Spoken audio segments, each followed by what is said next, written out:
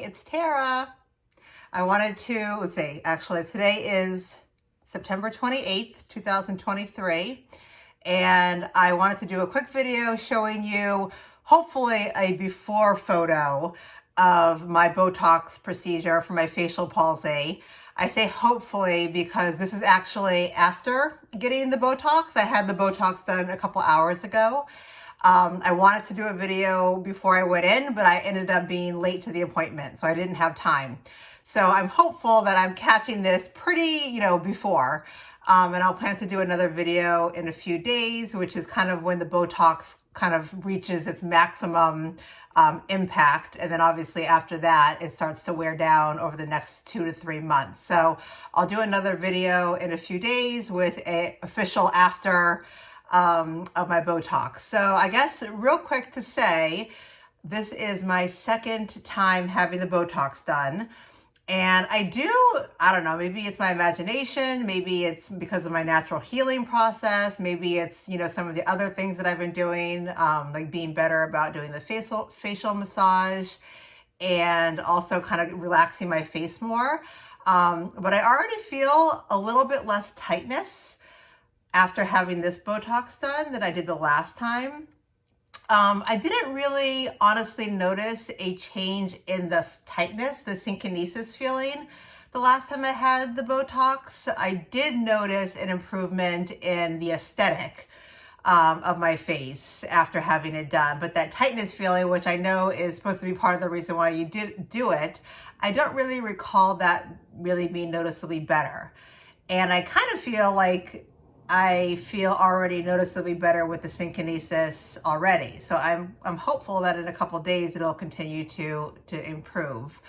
And even my eye, again, this is maybe a little anecdotal because it's only been a couple hours, but usually I've already used my eye drops a couple times. Would have been a couple times in the past couple hours, and I haven't used them. So I don't know. We'll see. I'll update you in a few days and I'll let you know if all these things are the same. But this is just kind of my preliminary things that I've noticed since having the Botox done. So I wanted to real quick, I'll zoom in here.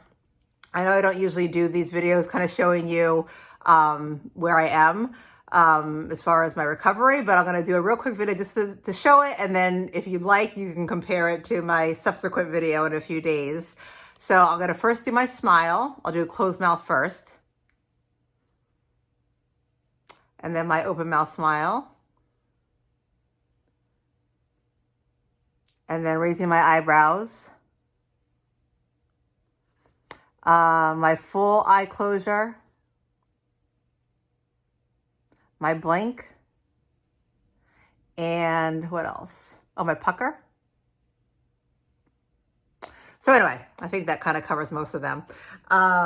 So again, I will update in a few days and I will let you know how I look. Hopefully it's a little better. A couple other things that came out of this appointment. Let's see. One, I am still using, because my eye does not blink and it gets dry, I am still using like over-the-counter cysteine eye drops. The ones that have the preservative in them. The ones that do not have a preservative, it will say it on the packaging, and they're like usually little teeny vials. Because they don't have a preservative, you have their like 1-dose vials, whereas you get the big bottle of the ones that have the preservatives in it. And I know the facial nerve doctor, Dr. Jowett that I see, did warn me against using the eye drops with the preservative. Because you can, over time, you can get infections. You can also get increased dryness of your eye because it's like, what's the word for it? Like not an allergic reaction, but just the preservative causes your eye to get more irritated. I have been using the preservative eye drops still, despite his caution, because they're a lot cheaper, to be honest with you. And they're already, that's not saying a lot because just a little teeny bottle of eye drops that I can go through in like 5 days can cost like $20.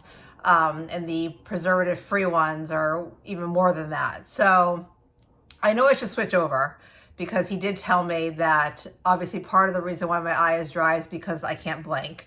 But part of it is because I'm probably using these preservative eye drops and it's causing irritation to my eye.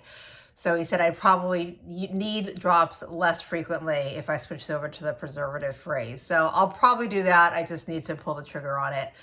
And then he also did tell me that most likely I don't want to say require the surgery because it's more of a cosmetic thing, obviously, but there is something, I think I mentioned it before, called a smile surgery. For people like me that obviously have a more severe palsy, and I'm pretty much getting towards the end of my natural recovery window, which is roughly a year and a half. I've had it now for 14 months approximately. So I have like 2 months left before I'm kind of in that like window of time where it's like, this is the best you're going to probably do naturally without other, surgeries or procedures being done. So we did discuss the smile surgery. I'll probably go through with that. I don't see why I wouldn't, but I haven't, fully made up my mind about it yet. And then I guess as part of the smile surgery, they also have a secondary procedure that they can do, which I guess is newer. It hasn't really been proven yet to be necessarily effective, but it is a procedure where they also do the nerve remapping, but they do it in your forehead area with the goal of helping with people that have lost their blink. Excuse me, which I obviously don't have my blink. So again, I guess it's one of those things, because it's not necessarily proven to be effective, it wouldn't be a procedure that they would do if that was the only thing that they're doing. But if they're already going into your face to get at your smile situation, then they kind of say, well, let's go in and we'll try this too. So anyway, so that's kind of a conversation we had. I'm not at that point yet, but I would imagine that I will be at that point, at some point.